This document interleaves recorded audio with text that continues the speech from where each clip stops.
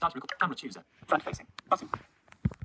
Camera chooser. Front facing. Camera chooser. Back facing. Button. Back. Button. Camera chooser. Back facing. Button. Okay, today I'm gonna be reading a scary book because that one blind guy thought that I should read something scary. So you tell me if this is scary.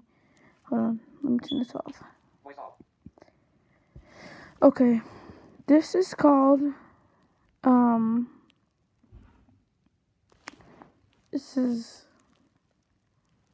it's called The House of No Return. And it has 10 stories in this book because it's like R.L. Stine tells to give you goosebumps, 10 spooky stories. That's what it's called. And it's by Robert Lawrence Stine, but his real name is R.L. Stine. Okay. We were afraid, sorry of my voice. I don't know what's wrong. We were afraid to go too close to the house. So we stayed down at the street, staring up at it, staring across the bare, sloping front yard. No grass would grow in the yard. The trees, gnarled and bent, were all dead. Not even weeds sprouted in the ground, cracked dirt. At the top of the sloping yard, the house seemed to stare back at us. The two upstairs windows gaped like two unblinking black eyes. The house was wide and solid looking, built of bricks. Many years ago, bricks had been painted white, but now the paint was faded and peeling. Spots of red brick showed through like blood stains. The window shutters were cracked. Several had fallen off. The beams of the front porch tilted dangerously. A strong wind could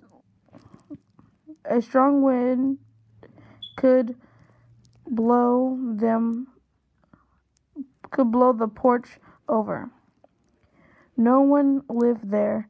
The house had been empty for years and years.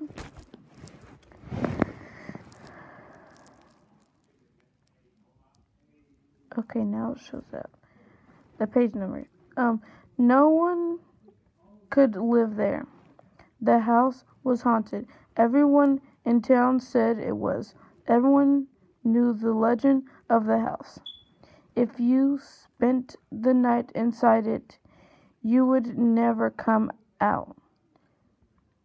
Okay. That's why we brought kids there.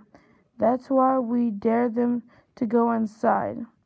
You couldn't join our dangerous club unless you stayed inside the house by yourself for an hour. These people are mean.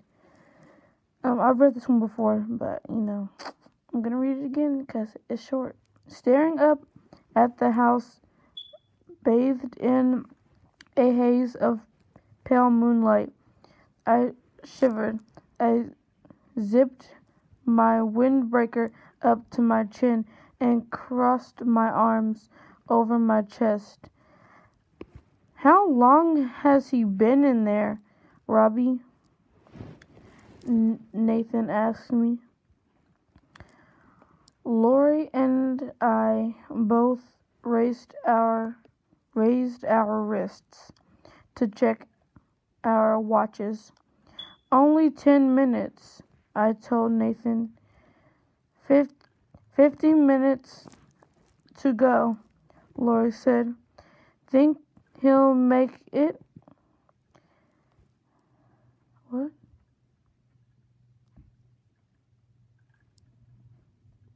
Dog? I think it's supposed to say doubt. Dude. Dude is pretty brave. Dude is pretty brave. I think that's what it is, but it says D-O-U-G. Doug? Douge? I don't know. I replied thoughtfully, waiting for the moon to disappear behind a cloud. He might last another 5 minutes, I said, grinning. Lori and Nathan snickered. The three of us felt safe down here by the street. Poor Doug. Oh, that's his name. Probably didn't feel too safe right now. He was shut inside the dark house, trying to stay there an hour so he could join our club. I turned and saw a light rolling silently over the street coming towards us, a white, ghostly light. My breath caught in my throat. It's a car, I realized as it floated closer, a car with only one headlight. The first car we'd seen on this street all night. The beam from his headlight washed over my two friends and me, forcing us to shield our eyes. As it passed, we turned back to the house and heard a shriek, a shrill scream, a wail of terror. Here he comes, Nathan cried. Tap to feed your baby. Oh, stupid game. Sure enough, Doug burst out through the front door. He mumbled off the... Wait, what? He stumbled off the crumbling porch and came tearing across the dead bare yard.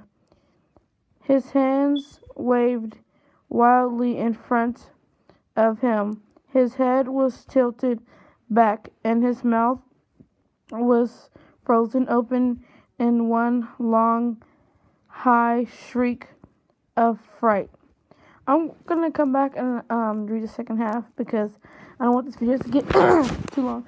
So thanks for watching. Please like and subscribe and come up for more videos. Stop recording. Bye. Button.